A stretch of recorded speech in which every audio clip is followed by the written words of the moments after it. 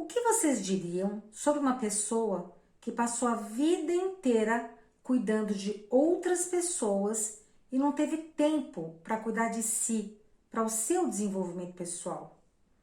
Essa é a história da Rosa e a história que eu vou contar agora para vocês.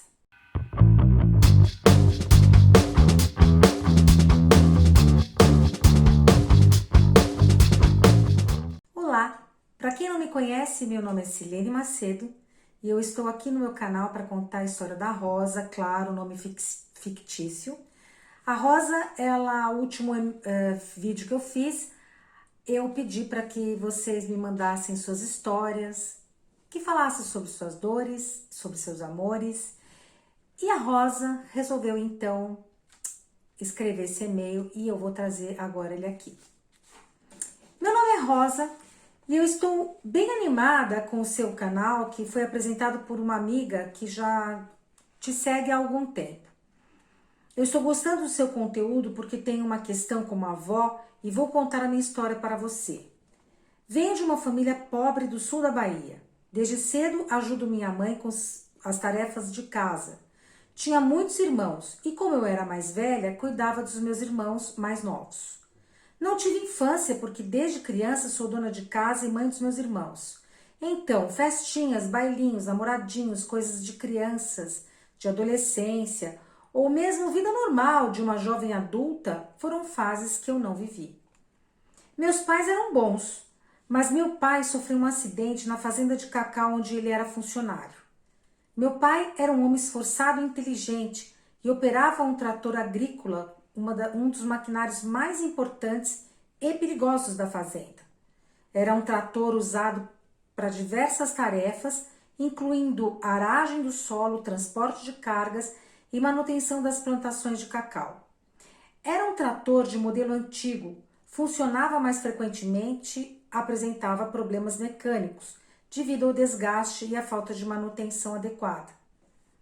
No dia do acidente, meu pai estava utilizando o trator para arar uma parte da plantação que precisava de renovação e durante a operação houve uma falha no sistema hidráulico do trator e uma das mangueiras hidráulicas se rompeu.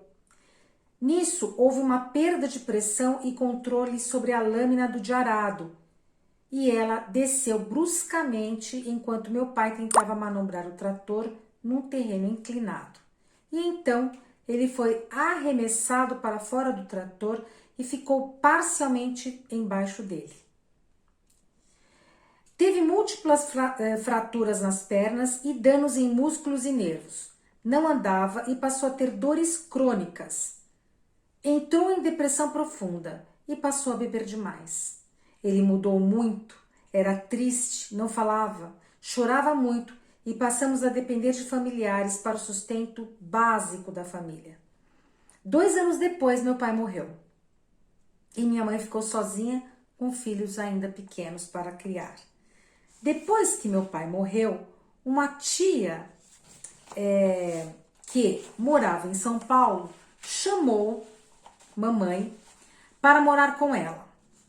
Minha tia era irmã da minha mãe e tinha recursos. Casou com um rapaz simples, mas que batalhou muito e conseguiu vencer. Ele era contador e trabalhava por conta própria. Minha tia tinha um ateliê de costuras e esse era o seu trabalho.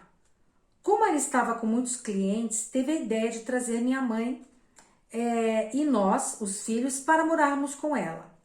No fundo da sua casa, ela tinha uma casinha pequena que alugava e também um outro espaço onde fazia suas costuras. Da última vez que os inquilinos saíram, minha tia não queria mais ninguém lá, porque sofreu alguns abusos por parte do homem que alugou. Foi bem difícil convencer o tal homem de que ela teria que usar a casa e de que ele precisava ir embora. Minha tia ainda não tinha filhos e ela e o marido trabalhavam. A casa era deles, então ela decidiu não alugar. Sem dinheiro do aluguel, mas a paz não tinha preço. Moramos na casa de trás da minha tia. Era pequena, sala, quarto, cozinha, banheiro. A sorte é que o quarto era bem grande, maior do que o resto dos outros cômodos, e minha tia comprou 2 bicamas e uma cama de casal. Dormíamos com a minha mãe. A vida seguiu. Tinha uma escola pública a 3 quarteirões de onde morávamos, mas a vida era dura. De manhã eu ia para a escola com os meus irmãos e à tarde eu era dona de casa e a babá. Minha mãe trabalhava muito com minha tia para dar conta das encomendas.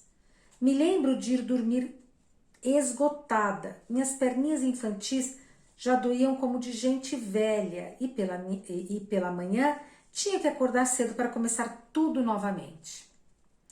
Muitas vezes eu não conseguia fazer as lições de casa. Muitas vezes eu dormia enquanto estudava para as provas. Todo dia era dia de criança, inclusive eu mesma. Era choro, briga, birra, não quero comer, não quero tomar banho, não vou à escola, não vou entregar o carrinho. Ela se refere, acho que brinquedo, né? Choro e gritaria. Nessa época eu tinha só 12 anos e já vivia isso desde os 7. Pulando um pouco a história, porque ela vai ficar enorme, conheci João Pedro aos 19 anos. Em 3 anos estava casada e com o primeiro bebê, Caio. Depois veio Marcelo e por fim Letícia. Não tive tempo nenhum para diversão na minha vida.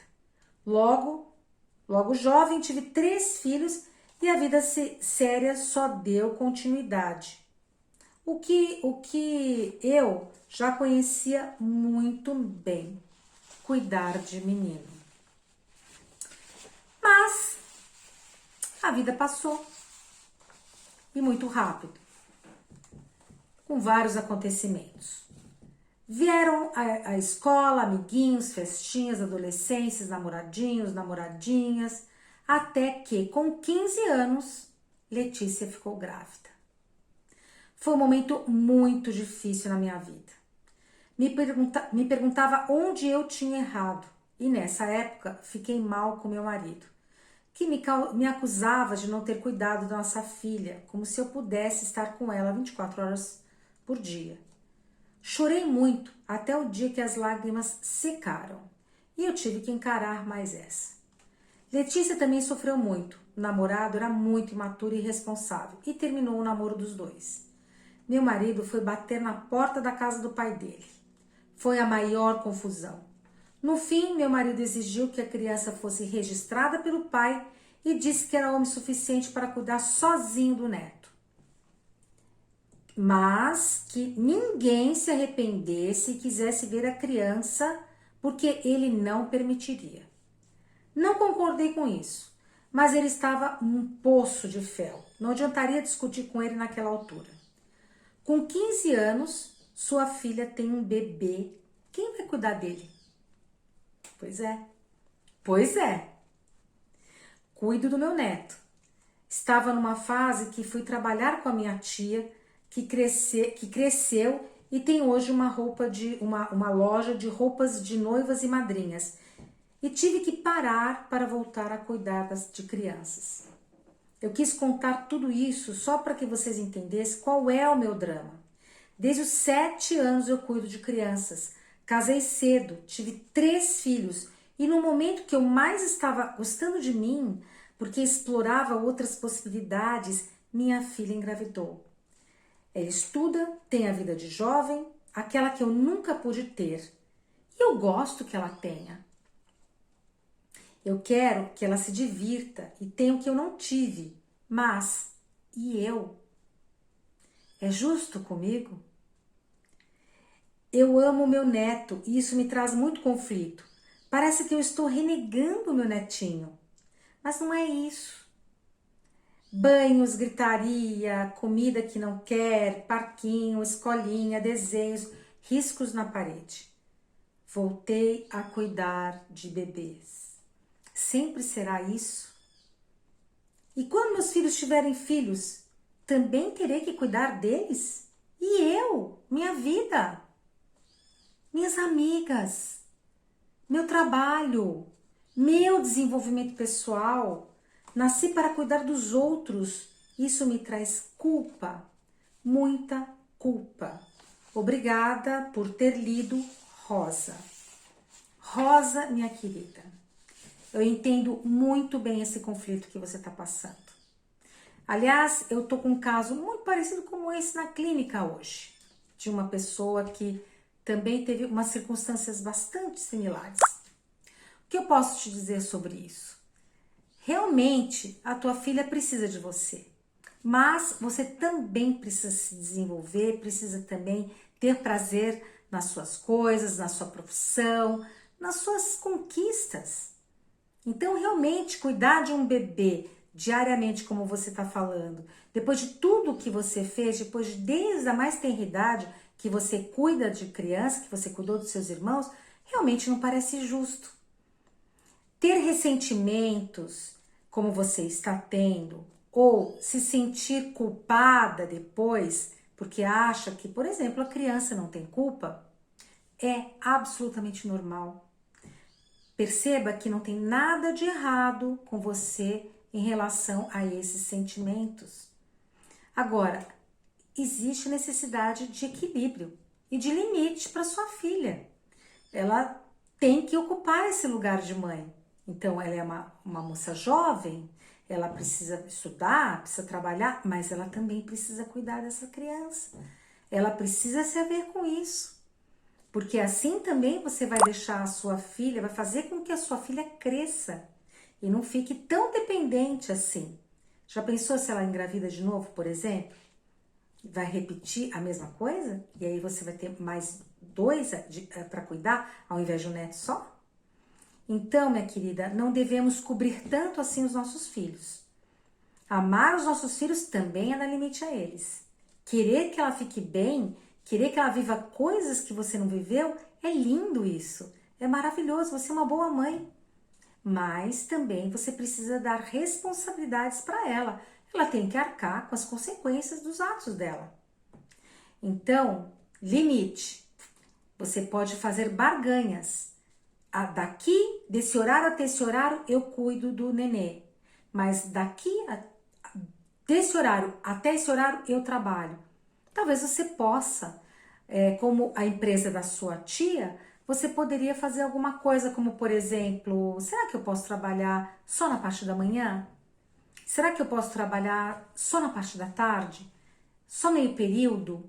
Enfim, começar com galgando espaços. Se você não pode pegar o espaço todo, mas galgue espaços. Converse com a sua filha. Diga a ela que você também precisa disso, que é importante para a sua saúde mental, percebe? Então, talvez você deixe trabalhando um período, deixando a criança com ela, nos períodos em que você vai trabalhar, né? Não deixando de ficar com o seu neto, mas também não deixando de viver o que você quer viver e precisa. E também tendo espaço sim para suas amigas. Sexta-feira, às 3 horas da tarde, eu não posso. Por quê? Eu vou sair com as minhas amigas. Ah, mas mãe, eu preciso. Pois é, mas não dá. Nessa sexta não dá.